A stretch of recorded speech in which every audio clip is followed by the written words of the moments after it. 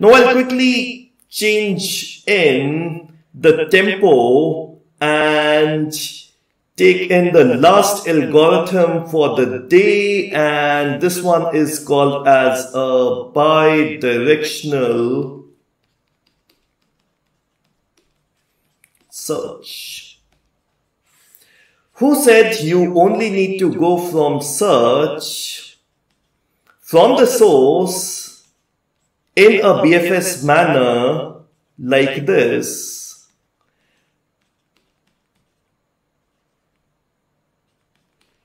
Is there a rule that you need to always go from the source? You need to expand all the nodes till depth 1, all the nodes till depth 2, all the nodes till depth 3. Why cannot I start from the goal and expand in the reverse direction?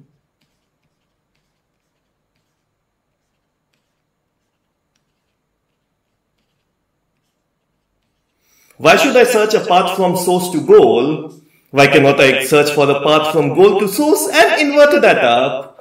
Why do I need to start from some place called as source and say which is the sequence of actions that lead me to the goal? Why can't I start from a goal, take a sequence of action and reach the source? Same thing. Now, even though I say the same thing, the nomenclature is a little bit different. So here we use the term SAS-, which means S- is the state on by application of action A on the state S. Here the nomenclature is of course the same, except for the actions are inverted. Up becomes down, obvious reasons, you're doing a backward search. So it's S- is equal to A inverse S, which of course means S is equal to A of S-. So I'll of course logically explain that to you. So here I am at 0, 0. I apply the action right, and I go to 0, 1, and that's exactly what will happen once I get a path all the way up to from source to goal.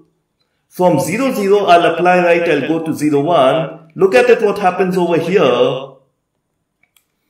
I am at a state of, let us say my goal is at 3, 3 over here.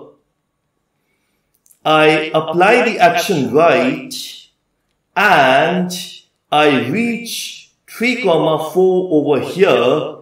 So, which is also correct. From 3, 3, if you apply right, you go 3, 4. However, who is traveling in this direction? The actual travel is in this direction. From 3, 4, if I apply a right, I do not go to 3, 3. I go to 3, 5. So, unfortunately, this arrow in physical execution is inverted. So, this is the planning direction. This is the planning direction. However, the execution direction is here. This is the execution.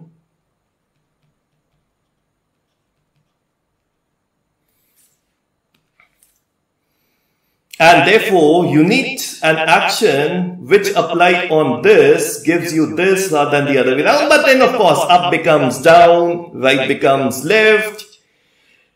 Go to X from Y becomes go to Y from X. Simple enough.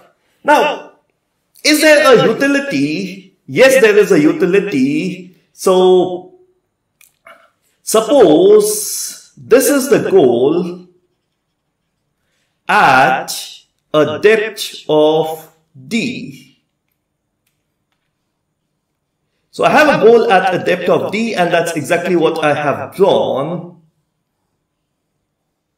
Sorry, that's not the goal. My bad. There's a goal. There's a goal at the depth of D, and this is any general node which is at a depth of D by 2 from source and also d by 2 from goal. So there's a goal at depth d. That means there will be a path like this, and it'll have exactly d nodes. That means I can cut this path into d by 2 and d by 2. Of course, if there's a path of d steps, I can cut it into d by 2 and d by 2. So that's a node that I'm talking about. There will be some nodes, it doesn't matter. Eventually, I visit all nodes at depth 0, depth 1, depth 2, depth 3, depth 4, depth 5, all the way up depth d by 2. I'll have visit this from here. I visit all nodes of depth 0, 1, 2, 3, 4, 5, d by 2. I would have visited that from here. So, is it complete? Yes, because this node, which in the optimal path from source to goal exists at a depth of d by 2 from both the source and the goal, after some time would be found in both the search trees, and the moment you get one node which is found in both the search trees, you just stop. You've got the node for which I know the path from the source, I know the inverted path from the goal, so I know the path from source to goal. Wonderful. And it's also optimal. At exactly d by 2, I'll get this node from both ends. So it's both complete, it's both optimal. The time complexity is how many nodes have I expanded here, b raised power d by 2. How many nodes have I expanded here, b raised power d by 2. So that's 2 b raised power d by 2, which is b raised power d by 2, and that's also the memory complexity. So let's write that down, and in fact let's write that down with a lot of jubilation, because I may be talking about a wonderful algorithm right now which has some interesting features. So let's see. So I have a bidirectional search.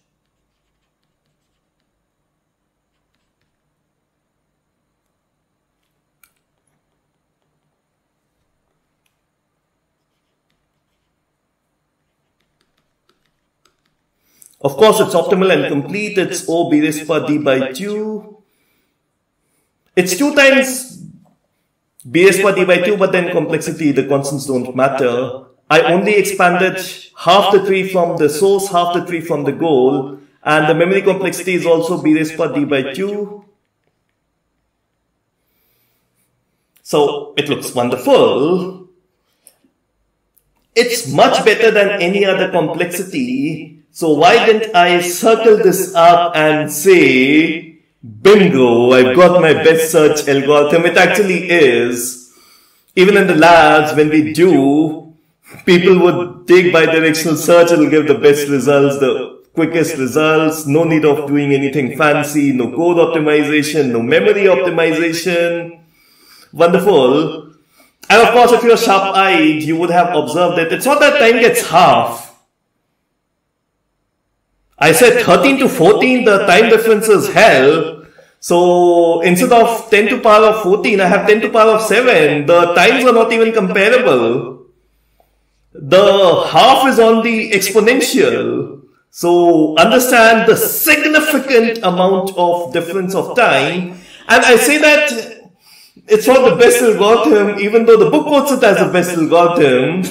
Now, there are assumptions that you have placed.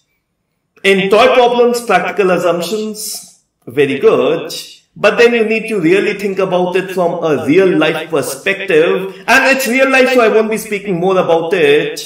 So let's start off with the simple one. Is there only one goal?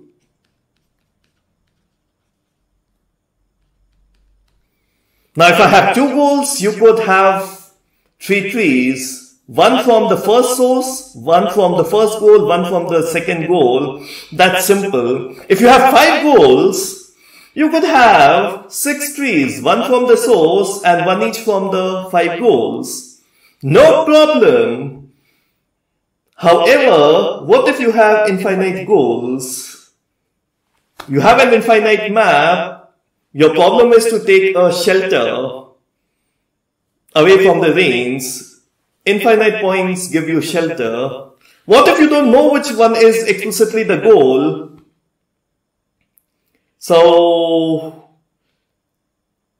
let us say the problem is not arranging numbers 1 to 9 and a blank space. Let us say the problem is I can increase a digit by 1, I can reduce a digit by 1, I can divide a number by half and 1 at each time at each one of those grids. Those are what are my actions. And my goal is to get to a configuration such that the sum of all numbers is a perfect prime. So, in the 8 puzzle problem, instead of moving, I have manipulation, and my problem is to do it in such a way such that all these numbers, when added up, they sum up to a prime. Now, how many goals are possible? Infinite. Do I know any one of them? Yes, you can find out, like 7 is a prime. So, I mean, I say they cannot be 0, so it cannot fit in, and then you try to divide and do this thing. But then in reality, there are infinite goals, and not all of them are known. So, what do you do in such cases? You cannot use a backward search. Now, the more interesting problem why in modern times we hate backward search is, let me change the problem a little bit. So from 8 puzzle, I go to this indoor scenario and I say that in the indoor scenario, I have continuous states. So let's say 3.6, 4.5 is my position, and let us say I do not abstract orientation. So I have a x, y, and I have an orientation as well, which is pi by 28, all continuous. My actions are increase the speed by 1 meter per second, reduce, or let's say have a linear speed of 1 meter per second, have a linear speed of 2 meter per second, have an angular speed of minus 1 radians per second, have an angular speed of plus 1 radians per second. So states are continuous, the actions are discrete. You can still do a tree search, you cannot do a graph search. I'll let you verify. In a tree search, the states may not be discrete, the actions need to be discrete. However, now I have a state S which, given an action A out of the finite set, gives me a state S dash, and this is called as a forward problem, or it's called as a kinematics problem. However, given a S dash, I need to calculate A, which gives me S, where this is of course the inverse of this. There is no solution of this, and this is what is called as the controls problem. There's the forward problem, there's the backward problem. This can be solved by using 12th class mathematics. Linear speed known, angular speed known. This for a generic case has a closed form solution. So if you calculate, you'll be able to calculate it up. But then of course, if I mend up the problem for the real thing, it has no closed form solution.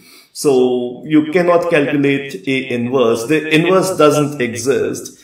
So in reality, it may be easy to say that toy problem inverse exists, all problem inverse exists. There's a problem between simulation, problem exists. So given something you apply an action, what will happen? That's an easy problem. What I need to apply to get the desired action, the control, is a difficult problem. No solution exists for that.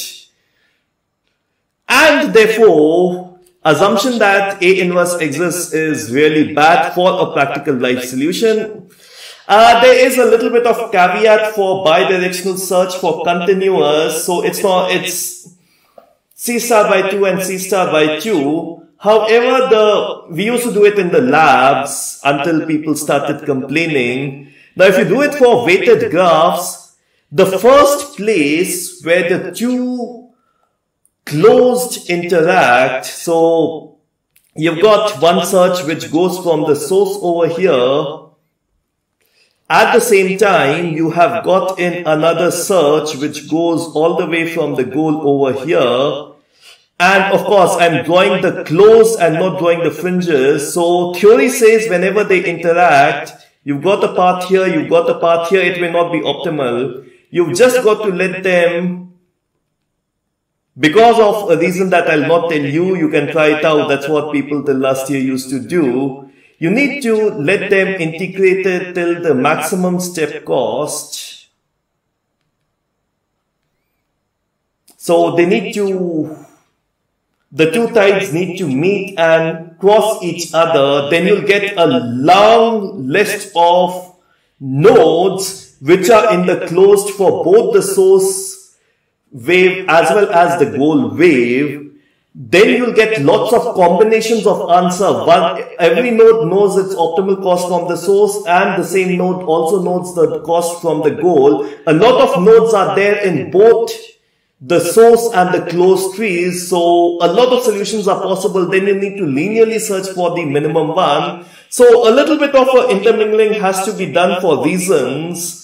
However, again, theoretically it is, in fact, except for this little programming caveat, it follows the bidirectional search for a weighted graph. It is optimal, it is complete, it is time complexity of b raised to power d by 1 plus c star by 2, c star by 2 epsilon, and similarly for the memory complexity. The other thing with the memory bidirectional search is, of course, that there's no solution to this. There is no iterative deepening equivalent of it, because your stopping criterion is one node that you have got from the source wave also exists in the goal wave.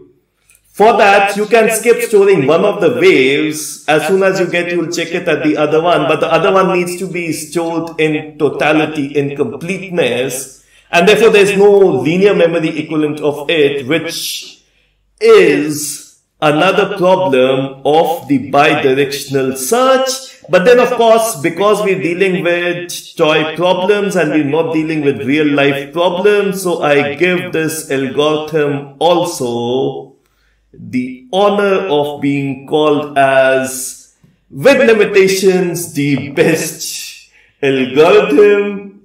And that's what we have done out over here.